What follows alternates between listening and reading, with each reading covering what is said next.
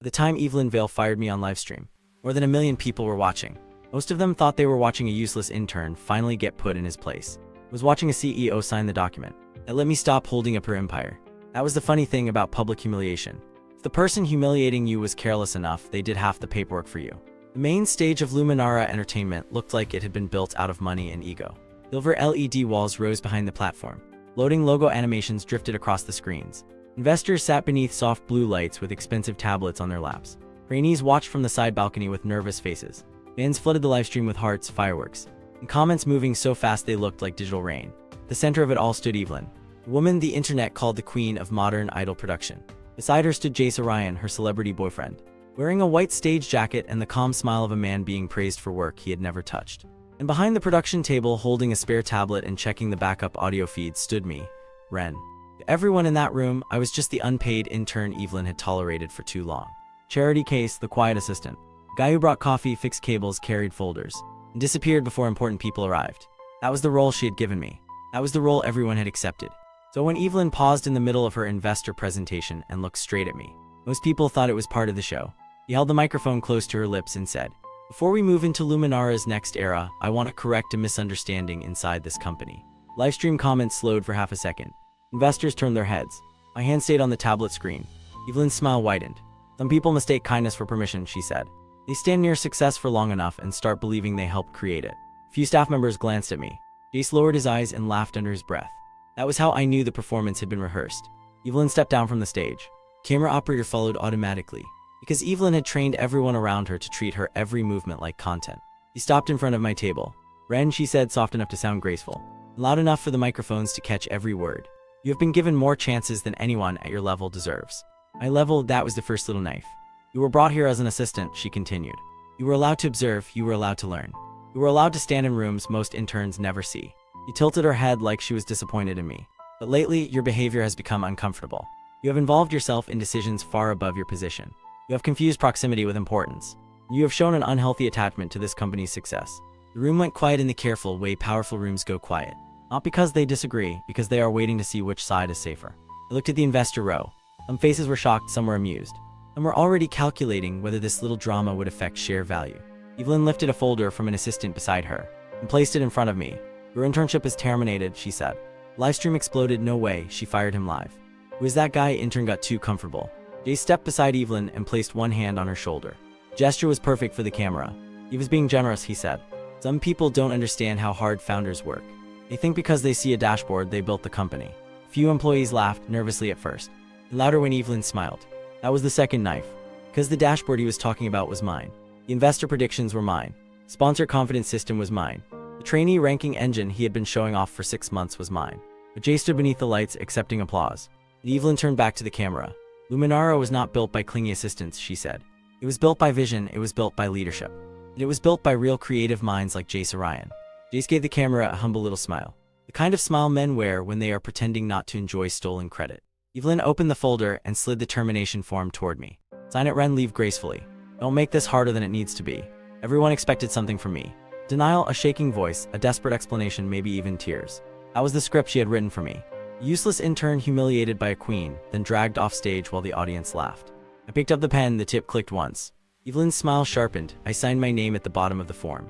And I closed the folder and slid it back to her. No trembling, no begging, no apology. I only said, "Then I'll stop supporting the company from today." For 1 second, nobody reacted, then Jace laughed. A few staff members followed him, the comments filled with crying emojis.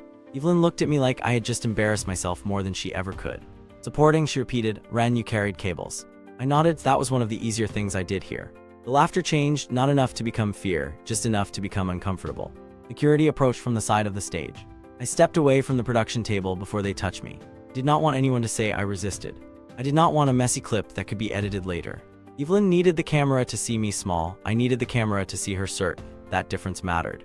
As I walked toward the elevator, my phone vibrated once in my pocket. Private message appeared on the screen. Everline sponsor desk. Emergency support freeze authorized. I looked back at Evelyn. He had already returned to the stage. Jace was speaking now, explaining Luminara's new creative era, while standing in front of slides generated from the system he had never learned to operate. Another message appeared. Technical custody. Suspend ranking engine validation. The elevator doors opened. I stepped inside. The security guard watched me like I was a fired intern trying to save face. I tapped one word, confirm. Doors closed on Evelyn's applause. And for the first time in 3 years, Luminara Entertainment stood without me holding it up. 3 years earlier, Luminara had not looked like an empire, it looked like a beautiful failure. The company had 3 talented trainees, 2 half-finished brand deals, a mountain of debt, and a founder who could convince almost anyone that tomorrow would be different. That founder was Evelyn Vale. Back then, she was not the untouchable woman on magazine covers. She was exhausted, underfunded, and still sincere enough to say things like, if the system ignores talented people, we'll build a better system. I believed her. That was my first mistake. At the time, I was running private investments through Everline Capital, a fund I had built quietly after leaving the public side of finance. I disliked cameras, I disliked founder worship, and I especially disliked companies that treated people like disposable batteries. But Luminara seemed different, so Everline saved it. We did not do it with a giant dramatic announcement. We did it through investment notes, emergency bridge funding, sponsor confidence guarantees, and a technical custody agreement that most employees never saw. I built the Starlight Index because Luminara needed a way to find real talent before the market noticed it. It was not magic. It tracked vocal growth, learning speed, audience response, stamina, original composition habits, and long-term brand risk. That was why Evelyn loved it at first, then she started to hate it. The system did not flatter her favorites. It only cared who was improving, who was reliable, and who was being quietly buried by politics. Myra Han was one of those people. She was 24, older than most rookies in the idol pipeline, with a calm face and a voice that sounded simple until the third note, when something in the room changed. Evelyn called her difficult to package. Jace called her boring. The Starlight Index called her the strongest long-term performer in the agency. So I protected her audition files when Jace tried to bury them. I corrected her vocal rest schedule when a manager pushed her past safe limits. I flagged her original song as protected material after Jace's production team downloaded it too many times. I did not expect gratitude. I did it because talent should not need visible power to survive. That was also why I entered Luminara as Ren, the unpaid intern. On paper, I was a low-level operations assistant. In reality, I wanted to see the company from the floor because people reveal themselves around someone they think cannot hurt them. Evelyn revealed herself slowly. At first, she thanked junior staff by name and protected trainees from sponsors who wanted too much control. Then she stopped remembering names, softened contracts until they hid sharper teeth, and let Jace put his face on the Starlight Index presentation deck. He called it my creative model. Evelyn never corrected him. That was when I started adding protection clauses: misrepresentation of core assets, retaliation against technical custodians, abuse of trainee rights, false statements to sponsors, theft of original artist material. Every clause looked boring. That was the nice thing about contracts. Villains rarely fear sentences they do not understand. The night Evelyn fired me, she thought she had removed an embarrassing assistant. What she had actually done was create a clean break. Before that, if I withdrew support too sharply, she could argue that Everline had destabilized Luminara without cause. After the livestream, I had cause. She had terminated my operational access in public. She had credited licensed technical architecture to someone else in public. She had called me unstable in front of investors. And she had signed her name beneath a termination form that ended the unpaid advisory support she did not even know she depended on. So that night, I sat alone in my apartment, opened the private Everline dashboard, and reviewed the support layers one by one. Sponsor briefings, paused. Predictive ranking validation, paused. Crisis response automation, paused. Executive reputation firewall, paused. Technical maintenance beyond license baseline, paused. I did not destroy anything. I did not hack anything. I did not touch a single asset that belonged to Luminara. I only stopped giving them what they had never owned. At 12:07 in the morning, the dashboard asked for final confirmation. I thought of Evelyn's smile. I thought of Jace accepting applause. I thought of Myra standing on the balcony, watching me get fired with both hands clenched around the railing.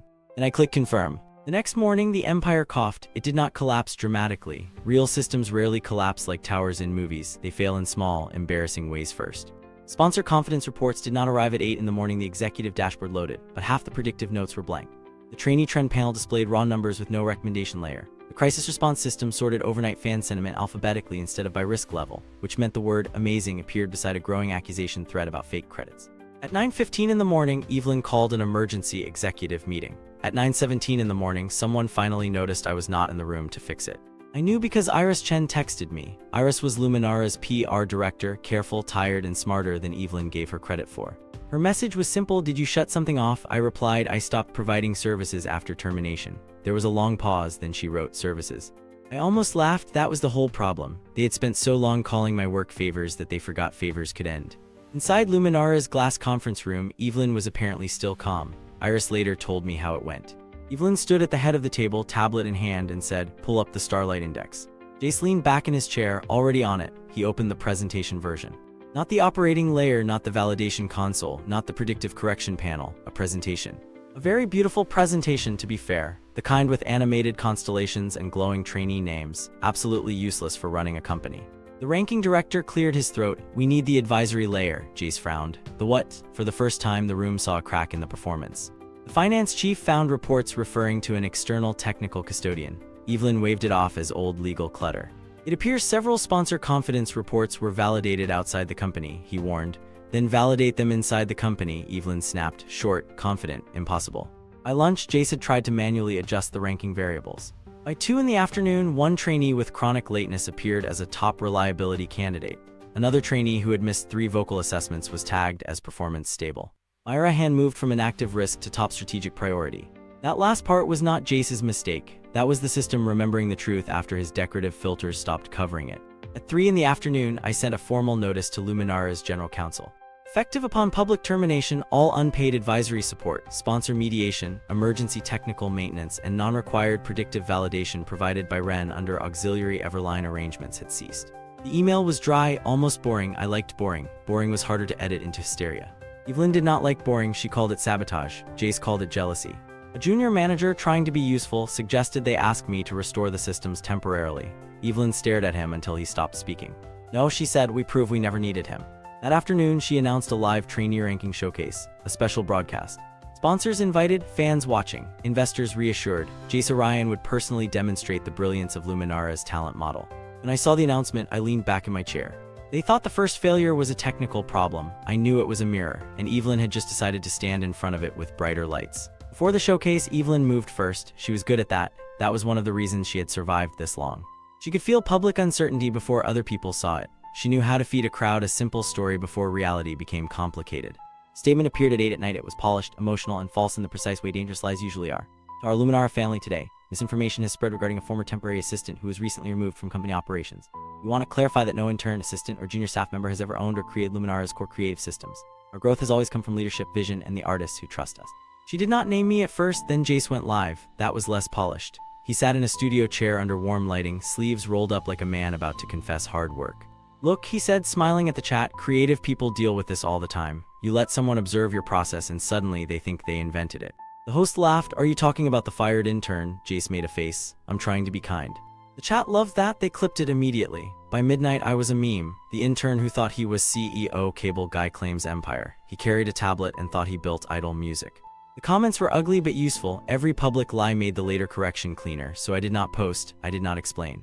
Send a preservation notice to Luminara Entertainment, its officers, directors, and relevant employees. Preserve all source code records, ranking adjustment histories, sponsor communications, livestream recordings, internal messages, contract drafts, trainee rights documents, and public statements related to the Starlight Index, Everline Capital, Ren, and associated technical custody agreement. Within 9 minutes, Iris texted me again. "Ren, why does this read like a shareholder dispute?" I replied, "Because Evelyn made it one." 3 dots appeared, disappeared, appeared again. Finally she wrote, "Are you really just an intern?" I stared at the message for a while, then I typed, "Ask Evelyn who funds the sponsor guarantees." She did not respond. I imagined her sitting in some empty office, reading that line twice. Iris had worked in public relations for 10 years. She knew panic language. She knew bluff language. She knew the difference between a bitter employee and someone preserving a record. Evelyn did not, or maybe she did and refused to admit it. The next morning in Luminara's PR room, Iris tried to warn her. I know because Iris told me later. "He's not reacting like a fired intern," Iris said. Evelyn was reviewing fan comments on a large screen. The ones insulting me were highlighted in green. "Because he wants attention," Evelyn said. "He sent a preservation notice with legal categories that match investor documents. Anyone can download a template. It refers to technical custody." Evelyn turned from the screen. "Iris, I hired you to manage noise, not fear paperwork." Jace, sitting on the couch, added, "Ren probably copied terms from old files. He used to hover around documents all the time." Iris looked at him. "Can you operate the Starlight Index without him?" Jace smiled, not naturally, like someone choosing confidence because fear would be inconvenient. "Watch the showcase," he said. Evelyn looked satisfied. The live ranking showcase opened with music, smoke, and a camera crane sweeping over Luminara's practice hall. Evelyn had turned a technical reassurance event into a performance. Rows of trainees sat under stage lights. Sponsors watched from reserved tables. The livestream audience filled the side screens with comments. Jace walked to the center wearing a headset microphone. "Tonight," he said, "we show the world what Luminara's creative system can really do." I watched from my apartment with a cup of tea. My legal director, Sora, sat beside me with a laptop open. On screen, Jace lifted one hand and trainee profiles appeared behind him. It looked impressive for 12 seconds. Then the numbers began to move. The first issue was small. A trainee known for dance stamina dropped into the vocal risk category. The second issue was worse. A trainee who had missed multiple rehearsals was flagged as stage ready. Then a sponsor-safe pick, someone Evelyn had been pushing for months, received a warning label for audience fatigue. Jace blinked, the camera caught it. Evelyn's smile froze. He tried to continue. The model is showing us a deeper layer of creative potential, he said. That was nonsense, but delivered beautifully. In Myra Hand's name rose to the top of the projection. Not second, not fifth, first. A quiet wave moved through the trainees. Myra sat near the back, hands folded tightly in her lap. She looked more frightened than pleased. Evelyn had buried her for months because she did not fit the image Evelyn wanted for the next girl group.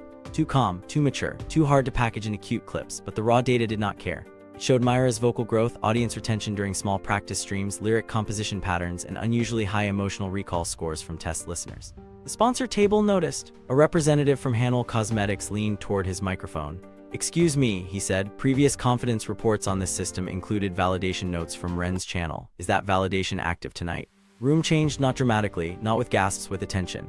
Jace turned toward the sponsor table. Ren was an assistant. He didn't validate anything important. The representative looked down at his tablet. "Our contract references his validation channel by name." Evelyn stepped forward. "That was an administrative label. Then who is currently validating the output?" Jace opened his mouth. Nothing came out. The chat noticed. "Why can't he answer? Wait, sponsor knows the intern. Why is Myra suddenly first? Was Ren running this?" Evelyn laughed lightly. "Technical terminology can sound more important than it is." "Jace, continue." Jace nodded too quickly.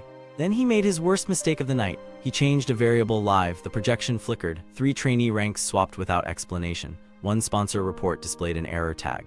And on the lower corner of the massive screen, for half a second before a technician cut the feed, the system displayed a line Jace had never expected anyone to see. "External validation unavailable. Predictive integrity reduced." The room went silent, not completely. The livestream comments kept moving, but the important people stopped smiling. I set down my tea. Sora saved the broadcast clip. On screen, Evelyn's face was still perfect. Her eyes were not. Jace tried to recover. There may be residue from Ren's unauthorized interference. It was not enough yet, but close.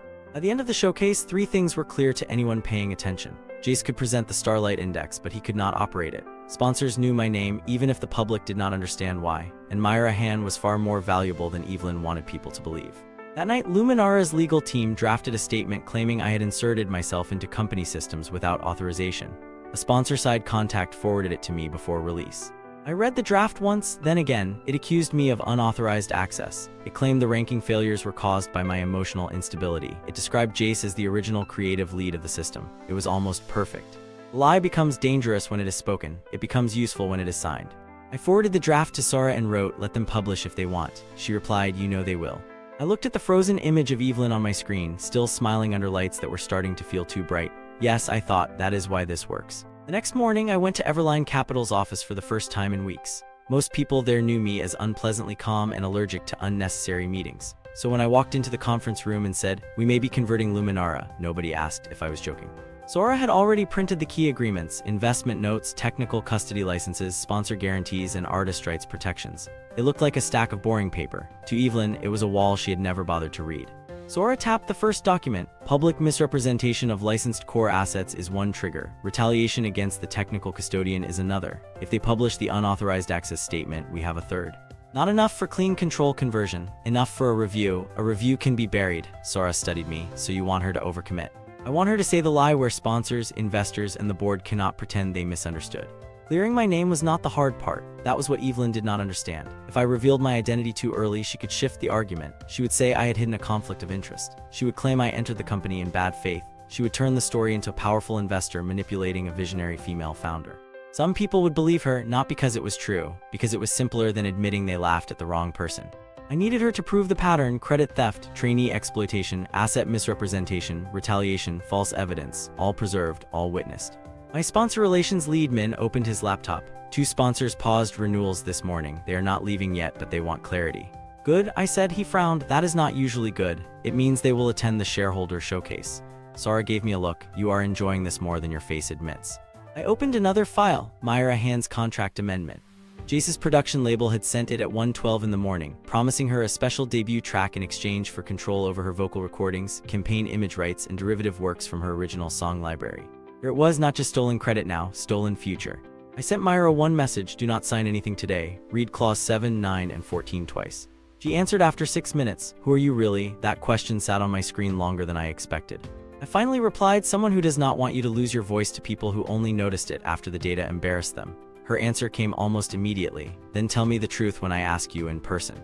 I could have refused, I should have refused. Instead, I wrote, fine. That was my first real mistake after leaving Luminara, not because Myra was dangerous, because protecting someone is easier from a distance. When they stand in front of you, it starts becoming personal. Evelyn summoned Myra before I could meet her. She did it in the small mirror room behind Studio C, the one with warm bulbs around the walls and a couch too expensive for exhausted trainees. Jace was there too. That was never a good sign. He smiled at Myra like a man offering a favor instead of a leash. Myra, he said, last night was messy, but it created attention. We can use that. Myra stood near the door. Use it how? Evelyn crossed her legs. A short company video. You say Ren manipulated your ranking. You say he approached you privately and tried to turn you against Luminara. Myra's face did not change much. That was one of the things I noticed about her early. She did not perform emotion until she trusted the room. And if I do, she asked. Jace lifted the contract amendment. Then this debut track becomes difficult. Schedules are complicated. Public perception matters. Evelyn's voice softened. You are talented, Myra, but talent without timing is nothing. Right now you need us. That was the company's favorite sentence, wearing nicer clothes. You need us. Be grateful. Stay obedient. Do not ask who benefits. Myra asked for time to read the contract. Evelyn's smile cooled. You did not used to be this difficult. No, Myra said, I used to be scared. That line cost her. Iris heard it from the hall. Later, she told me she almost stepped in then. But almost is not evidence, and Iris had survived Evelyn by knowing when silence kept her employed. Myra met me that evening in a closed practice room 2 blocks from the agency. She wore a black hoodie, no makeup, hair tied back. She looked tired enough to be honest. I arrived with 2 coffees and placed one on the piano. I don't drink coffee after 6, she said. I don't know your schedule anymore. I was fired. The corner of her mouth moved, almost a smile, almost. Then she placed the contract on the piano between us. Did you sabotage the ranking showcase? No. Did you manipulate my score? No. Did you protect my files? Yes. Her eyes changed, not softer, sharper. Why? Because they were trying to bury performance data that did not match their marketing plan. That's not an answer. It is the cleanest answer. I didn't ask for the cleanest one. I looked at her for a few seconds. The practice room was quiet except for the old air conditioner ticking above the door. Finally, I said, because you were improving faster than anyone else and no one in that building wanted to admit they had misjudged you. She looked down at the contract. I pointed to Clause 7. This transfers your original lyrics into Jace's campaign package. Her hand tightened. Clause 9. This lets his label reuse your vocal recordings for promotional material without separate approval. Clause 14. This means if the debut fails, they can shelve your release and still keep the song. Her face went pale in the ordinary way people do when they realize a beautiful opportunity has teeth. So he wasn't offering me a debut, she said. He was offering you a cage with better lighting. Myra let out a breath. Then she asked the question I had been avoiding. Are you only an intern? I could have lied. Instead, I said no. Her eyes lifted. I continued before she could ask more. But if I tell you everything now, Evelyn will say I recruited you with hidden power. She will use it to poison whatever you choose next. Then what am I supposed to do? Read, decide. If they are asking for the truth, give it. If they are asking for obedience, refuse. He stared at me for a long moment. That's it, that's it. You're not going to tell me to trust you? No. Why? Because people like Evelyn always ask for trust before showing the terms. For the first time that night, Myra smiled, small, real. Then she took the contract, folded it once and said, I won't record the statement. I should have felt relief. Instead, I felt the ground shift under the story. Until then, Myra had been someone I wanted to protect because the system had failed her. Now she was choosing truth before knowing what I could give her. That was more dangerous than any contract because it meant her trust was not for sale. Unfortunately, Evelyn understood the shape of that danger even if she misunderstood the cause. Building camera caught Myra leaving the practice room after me. By morning, Luminara released edited footage of the hallway. The statement was ugly. A former assistant under investigation for unauthorized system access has been seen privately contacting a trainee affected by ranking manipulation. Luminara is deeply concerned about artist safety and potential coercion. They did not call me an obsessed intern this time. They called me a threat. That was when the fight became real. Sabotage frame arrived in pieces. First, edited CCTV, a clip of me entering the technical office 2 days before the showcase. No context, no timestamp showing that I still had operational access then. Second, access logs, lines highlighted in red, implying I had altered ranking files after termination. Third, a statement from Jace. He looked wounded in the video. Ren asked me for creative credit multiple times, he said. I told him the industry does not work that way. You cannot demand ownership just because you watched other people build something. I paused the video there. That sentence was going to age badly, but not fast enough. By noon, entertainment channels were running the story. Former intern accused of sabotaging idol agency. Trainee ranking scandal deepens. Luminara protects artist from manipulative ex-assistant.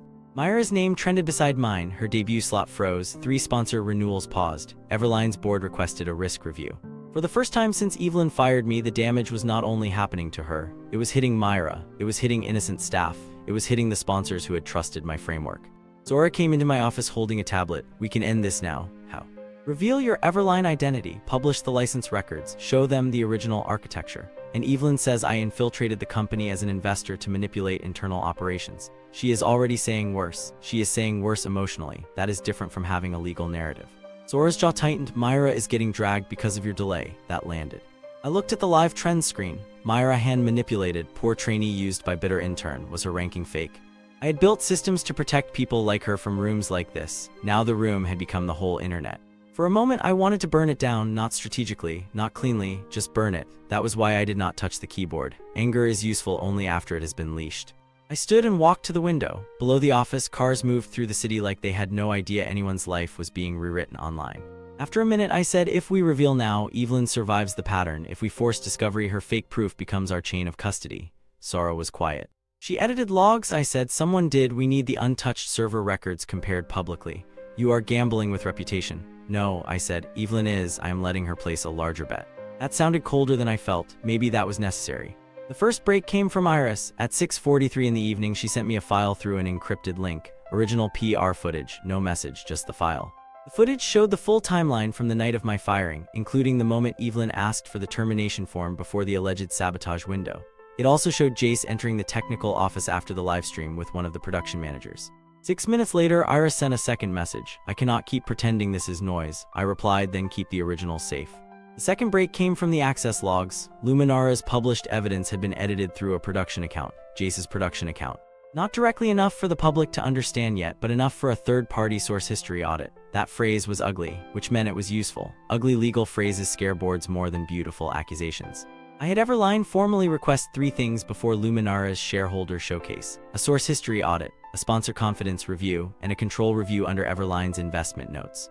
Evelyn could refuse. If she refused, sponsors would assume she was hiding something. If she accepted, she would have to repeat her claims under the eyes of investors, media, fans, artists, staff, and auditors. She accepted, of course she did. People like Evelyn do not fear stages, they fear empty rooms. Shareholder showcase was announced as a reset. That was Evelyn's word, a reset. She wanted the public to believe Luminara was moving past a toxic former assistant, a technical misunderstanding, and a jealous attempt to steal credit from real creators. The event would include investor reassurance, a live demonstration of the updated Starlight Index, and a preview of Myra's debut material. That last part made me stop reading. I called Myra. She answered on the second ring. They're using your song? I asked. They're trying. Did you sign? No. Then they cannot use it. I know. Her voice was steady but tired. I had heard that tone before from people learning that truth does not protect you instantly. Sometimes it only gives you a reason to stand while the room throws things. I'm sorry, I said. For what? For the timing. You didn't edit the footage. No, you didn't write that contract. No, you didn't ask me to lie. No, then stop apologizing like Evelyn. That hit harder than I expected. I almost smiled. Yes, ma'am. He was quiet for a second. Are you going to tell everyone who you are? At the showcase. Why not before? Because I want them to say their version one last time while the original records are on the same screen. That sounds dramatic. It is actually very procedural. Ren, yes, that is the most dramatic sentence you have ever said. This time I did smile, only a little. The day before the showcase, the board tried to control the audit. They wanted surface-level presentation files only. Everline refused. They wanted sponsor questions in advance. The sponsors refused. They wanted Myra removed from the artist rights segment. Myra refused. Then Evelyn called me. I let it ring twice before answering. Ren, she said, voice warm enough for anyone else to mistake it for regret. This has gone too far. Agreed, you are hurting people who cared about you. No, Evelyn, I stopped covering for people who used that sentence as a shield. A pause, then her voice sharpened. You think because some sponsor remembered your name you can threaten my company? Your company? Yes, she said. Mine. I built Luminara from nothing. I looked at the Everline documents on my desk. That is a strong statement. It is the truth. Say it tomorrow. She went quiet. For the first time, she heard the trap under the floor. I continued. Say it with the audit records open. Say it with the sponsor contracts on the screen. Say it with Jay standing beside you. You are still the same, she whispered, always hiding behind documents. No, I said. I learned documents are where people hide the truth after they finish lying out loud. She hung up. Shareholder showcase began with Evelyn walking through light. She was still beautiful. That mattered. Villains are more dangerous when the world wants them to remain believable. She wore black, simple and expensive, the uniform of a founder who wanted to look wounded but unbroken. Jay stood beside her in silver. Myra sat in the artist row, not backstage where Evelyn had tried to place her. Ira stood near the PR booth with a tablet in both hands. Sponsors occupied the first 2 rows, investors filled the center, fans watched through the livestream, the same kind of audience that had watched me get fired. This time I entered through the front doors, not the staff hallway, not the production entrance, the front doors. Security hesitated when they saw me. Before they could speak, Everline's legal team stepped in behind me. Sora handed security the attendance authorization. The guard read it once, then again. His expression changed. Evelyn saw me from the stage, her microphone hand tightened. Then she smiled at the audience. "Ladies and gentlemen," she said, "thank you for joining us as we move past recent distractions and return to what Luminara has always represented: vision, talent, and trust." Jace nodded solemnly. The opening video played. It was gorgeous. A timeline of Luminara's rise, Evelyn shaking hands, Jason studios, trainees practicing, sponsors applauding, the Starlight Index glowing behind them like a constellation. My name did not appear once. That was not a mistake, that was evidence. When the video ended, Jace stepped forward. "Tonight," he said, "I will demonstrate the new creative layer of the system I developed with Evelyn." Sora beside me whispered, "There it is." I said nothing. The auditor, a gray-haired woman with no interest in entertainment drama, walked to the side console. "As part of the agreed source history review," she said, "the demonstration will include source history, license origin, validation chain, and post-termination access comparison." Jace's smile flickered. Evelyn looked toward the board table. Too late. The main screen changed, not to stars, not to trainee profiles, to records, ugly, boring, beautiful records. Original architecture, Starlight Index, version 1, creator entity, Everline Technical Custody Division, primary architect, Ren, license holder, Everline Capital, operational license granted to Luminara Entertainment, creative presentation access, limited, technical ownership transfer, none. The room made a sound that was not quite a gasp, more like 100 people recalculating at once. The livestream comments froze for half a second, then exploded. "Ren, the intern, wait, what?" Jace laughed too loudly. "That is an administrative label. Ren was helping input early data." The auditor looked at him as if he had offered her a napkin during surgery. "The source commits, validation models, sponsor reports, and licensing records do not support that claim." Sponsor representative stood. "Our confidence reports were issued only after Ren's validation channel confirmed predictive integrity," he said. "We were never told that validation had ended until after the termination."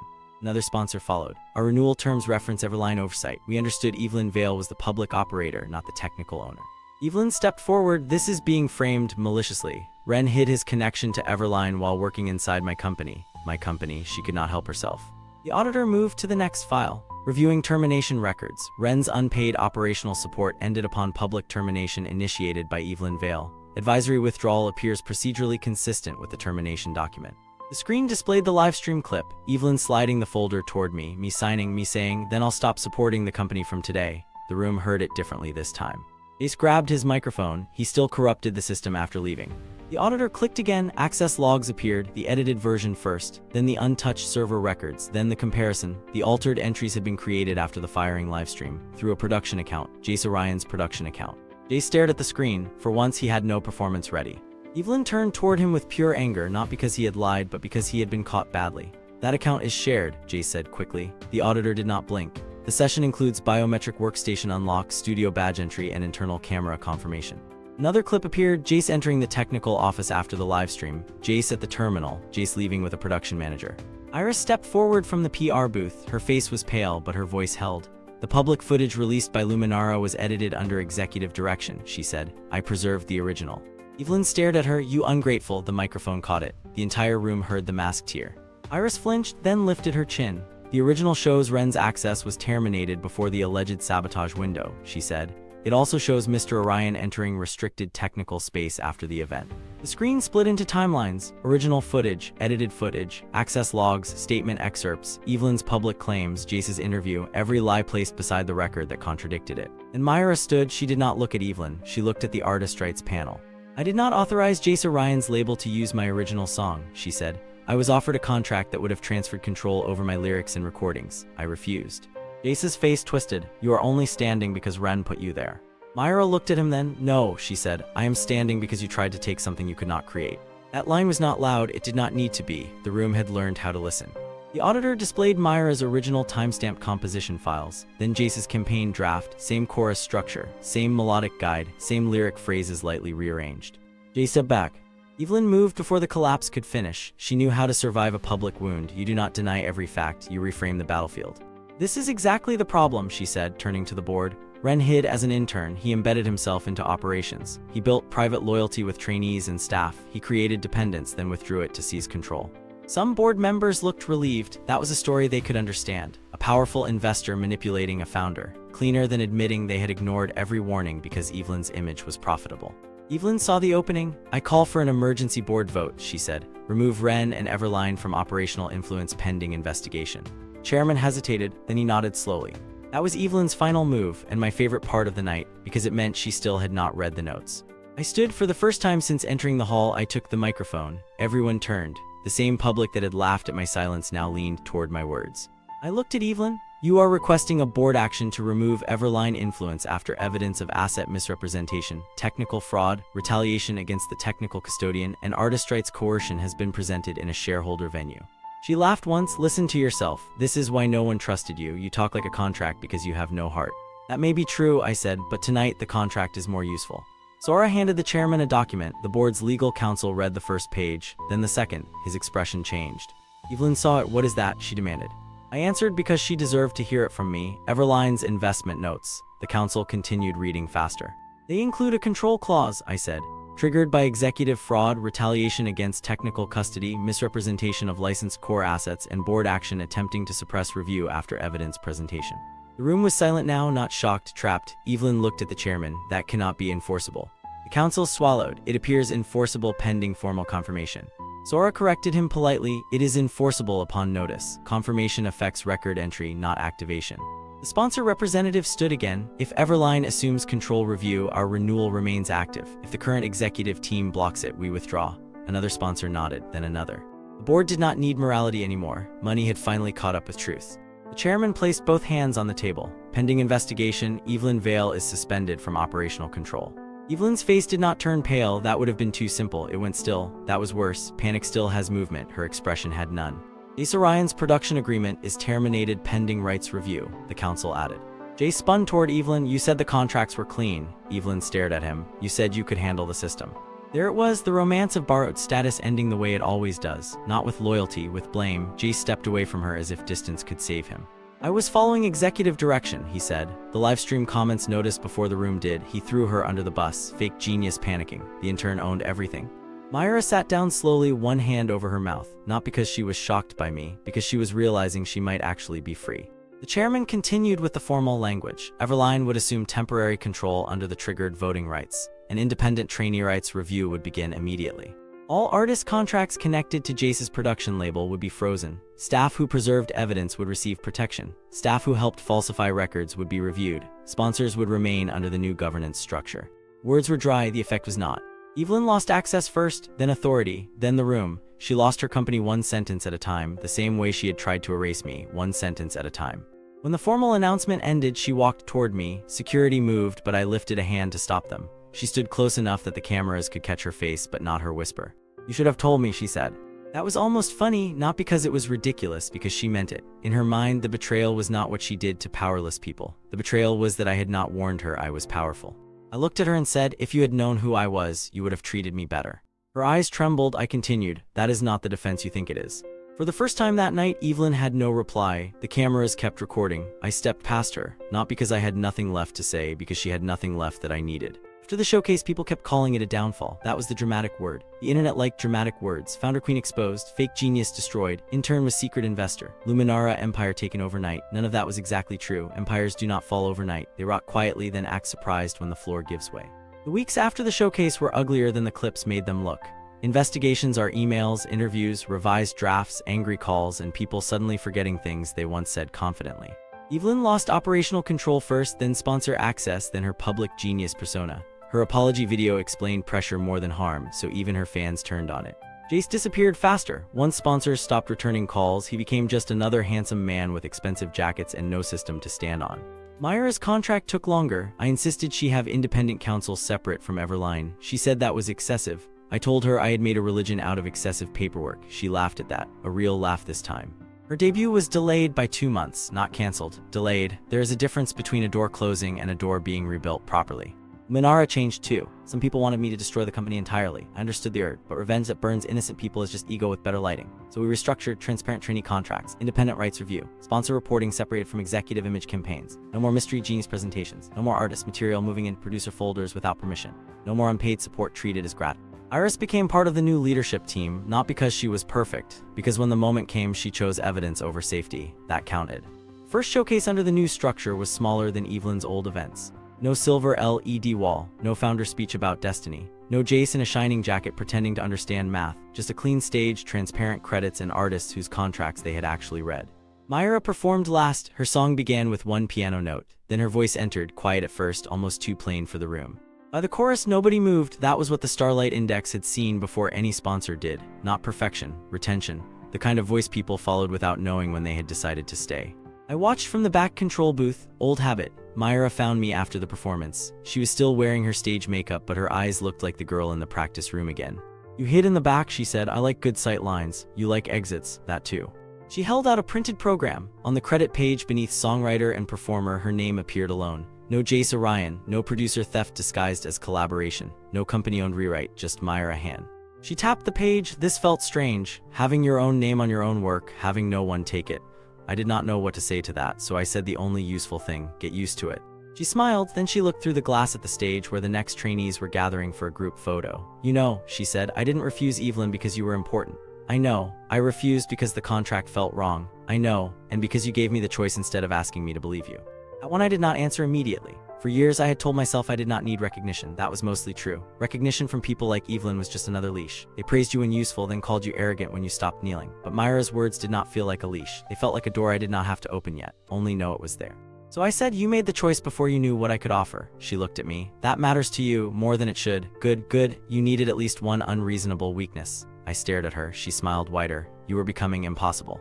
Maybe she was right. Maybe I had mistaken being calm for being free. They are not the same thing.